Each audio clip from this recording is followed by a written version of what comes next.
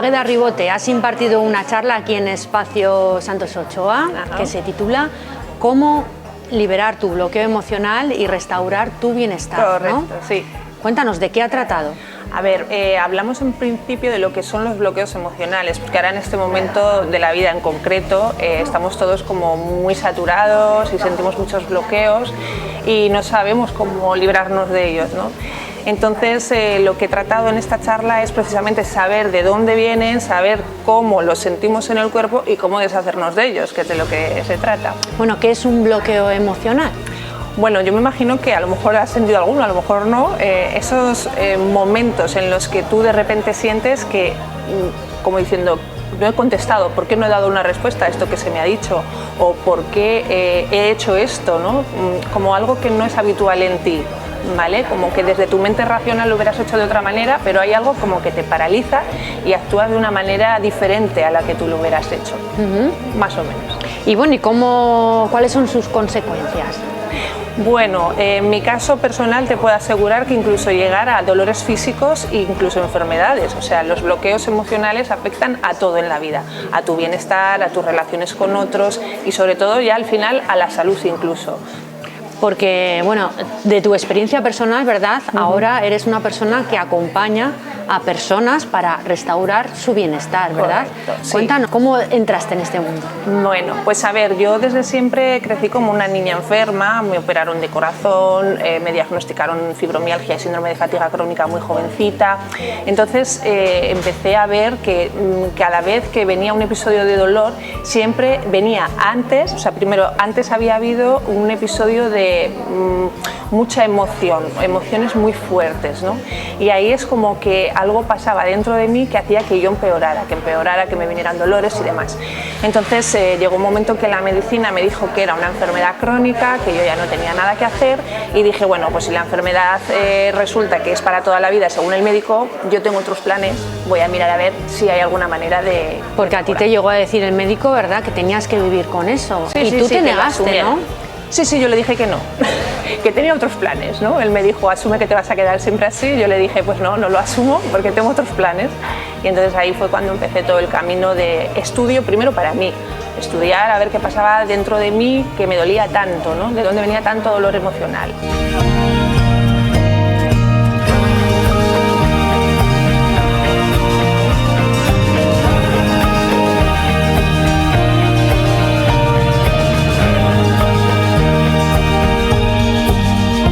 Muchas veces, bueno, tenemos traumas emocionales que ni siquiera somos capaces de identificar, ¿verdad? Sí es. Y que eso, pues bueno, lo somatizamos y lo convertimos en dolor físico, ¿no? Así es. La mayoría vienen desde la niñez, de nuestros años en los que todavía no teníamos ni manera de verbalizar, ¿no? Entonces son situaciones que vivimos, no es que sean gravísimas, que pueden serlo, pero a lo mejor una situación cotidiana que al niño le impacta como algo, pues como un abandono o algo así, y eso ya produce un trauma y no nos damos cuenta hasta qué punto nos llega a afectar. Y luego también otra cosa, de mi caso particular, como las intervenciones quirúrgicas cuando nos anestesian también crean un trauma y un bloqueo emocional. ¿Y eso por qué? Pues porque cuando a ti te anestesian resulta que tu cerebro lo duermen, pero tu cuerpo no, tu cuerpo tiene memoria. Entonces queda ahí grabado como memoria implícita, que se llama, ¿no? Una memoria que se siente con sensaciones, una memoria somática, y da verdaderos problemas que yo no sabía hasta que empecé a trabajar en todo esto para mí, ya te digo.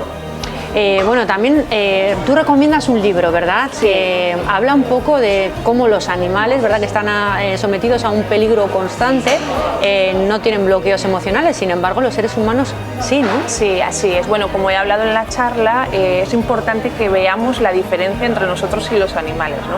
Porque si compartimos un cerebro primitivo con ellos que están en verdadero peligro constantemente, se deshacen de esa situación sin quedar con ningún bloqueo, y nosotros, sin embargo, que tenemos un cerebro incluso un poco más evolucionado, pues resulta que nos traumatizamos, nos bloqueamos.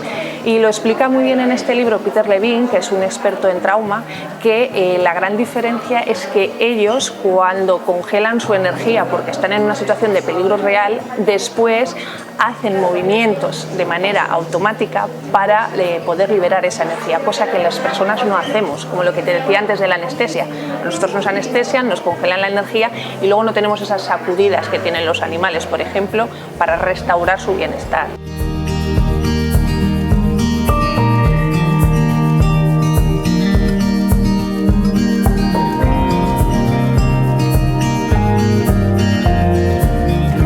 Bueno, ¿y cómo podemos restaurar nuestro bienestar, ¿no? La pregunta del millón. Lo primero, escuchar al cuerpo, ¿vale? Porque en el cuerpo queda, en el cuerpo queda todo grabado. Entonces nosotros cuando hacemos ejercicios de conciencia corporal o preguntamos cómo está nuestro cuerpo, podemos llegar a observar incluso los movimientos que se quedaron retenidos, ¿no? De dónde viene ese bloqueo en realidad, donde hubo un movimiento que no se ejecutó, ¿no? Y es súper interesante ver cómo el cuerpo va realizando esos movimientos, ¿no? A través, pero claro, normalmente no estamos atentos a cómo está nuestro cuerpo. Y esa conciencia corporal te ayuda a darte cuenta de dónde tienes ese bloqueo y cómo restaurarlo a través del movimiento. Me imagino que esta también influye, ¿no? Total, a ver, es que la desconocemos, o sea, de hecho la charla va prácticamente a hablar del cerebro, o sea, hablar de bloqueos emocionales es hablar del cerebro, ¿no? De cómo funciona verdaderamente el cerebro, que es ahí desde donde se crean los bloqueos, porque en realidad no es que el cerebro funcione mal, sino que el cerebro interpreta mal como peligro, algo que no es peligroso, ¿no? Y entonces ahí empieza todo un sistema, porque lo único que busca el cerebro es protegernos. Lo que pasa es que hay veces que los peligros no son reales, ¿no? Y ahí es donde se crea esta maraña que acaba bastante mal en muchas ocasiones, como fue mi caso. Bueno, hay varias técnicas, ¿no? Una de ellas es el brain spotting, ¿no? Cuéntanos, ¿qué es eso? Bueno, brain spotting para mí ha sido la posibilidad de llegar verdaderamente a fondo del tema, ¿no?